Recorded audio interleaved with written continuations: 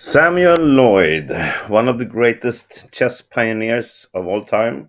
He was active in the 19th century, American, a very, very good chess player, but also a very active and good composer of chess puzzles and studies. We have covered a lot of his work here in this channel, and here's another one. We have three pawns here, white to move. The pawns are going up. So either of these two pawns can promote if we want to. And we want to checkmate black here in three moves. So that's all the information you're going to get from me now. You can then pause your video and see if you can find out how white goes ahead to win this in only three moves. Okay, do it now. All right, welcome back. So let's see what we're looking at.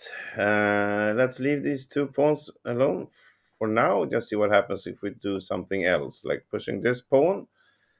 It's not going to give us much. The king can escape. Either he can take here or he can escape to h6 with the idea of escaping here. And if we're trying to catch him, he's just going to keep on going down and escaping to g4, and there's no checkmate at all. So moving this pawn is pointless. Same with moving the king is actually pretty pointless also. I don't know where it could help us. Maybe here. Let's say he takes this. We get a queen. And now we got to find some checkmate here, which we don't. So no, we cannot move the king. And we cannot move this pawn. So, okay, back to these two pawns. It's pretty obvious that we need to promote one of them. Let's start with the h pawn. What happens here? If we promote to anything, it doesn't matter. It's going to be the same response. Black is simply going to take it. And now we need to find a checkmate in two moves from here. Well, it turns out it's not that easy. It's impossible, I would say. So do something like this, and now we should find a checkmate. Well, we cannot, of course. And if we move our king first, it's the same thing. It's gonna go up to h7, and we cannot checkmate here in this move. The only check we can get is to underpromote to a knight, but that is obviously not a checkmate. You can go to many places. Okay, so now we're back to this pawn. This is the key move to promote this pawn. The question is, what should we promote it to? Let's start with the queen, the obvious move. Of course, now we promote with a check. If black takes this, well, then it's easy. Then it's checkmate only in two moves, like this. So that's not going to happen. The problem is, after we promote to a queen, black will take the pawn on h7. And now we have a stalemate trap. If we move this pawn, this is a stalemate. The king cannot go anywhere. Everything is guarded. We cannot move our king closer either. That's also a stalemate. So, and if we start moving our queen, I mean, we're not going to find a better place for it. It's just going to escape somewhere. And we don't have a checkmate in three moves. So, beware of the stalemate.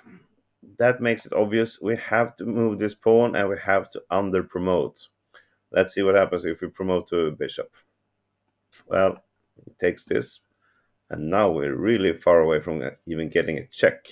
So this is not checkmate in three moves. It's pretty obvious. What about promoting to a knight? Now we protect the h7 pawn, so we cannot take it.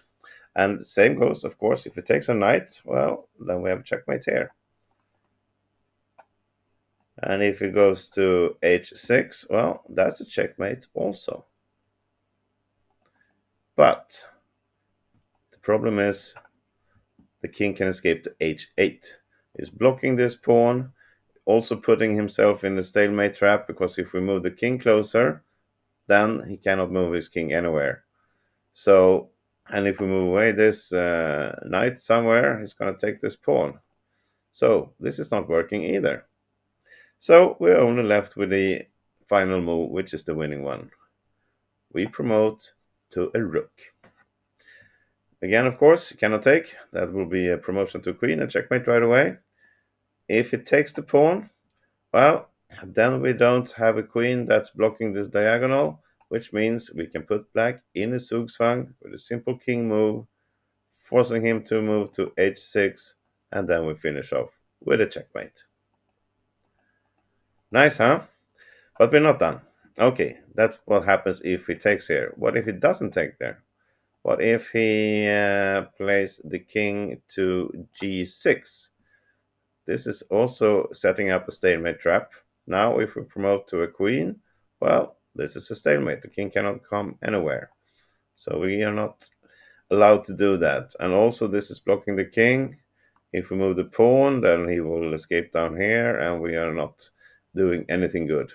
Well, of course, then we have to underpromote once again. We get another rook. The king is not in stalemate anymore. He can go to g7, and then we follow up with the rook from f to g8, and that's a checkmate. So 2 under promotions is what we need. First one here, if it goes to g6, we under promote again. If it goes to h6, well, then it's pretty easy. Then we can promote because now we get it with a check. And it's back here, and it will be the same checkmate. We could also under promote to a rook. It will be the same actually. All right, so that's how we solve this. 2 under promotions to a rook, and then we will checkmate in 3 moves. Thank you, Samuel Loyd, for this little chess pearl. I hope to see all of you guys again tomorrow for the next puzzle or study. Have a great day. Bye bye.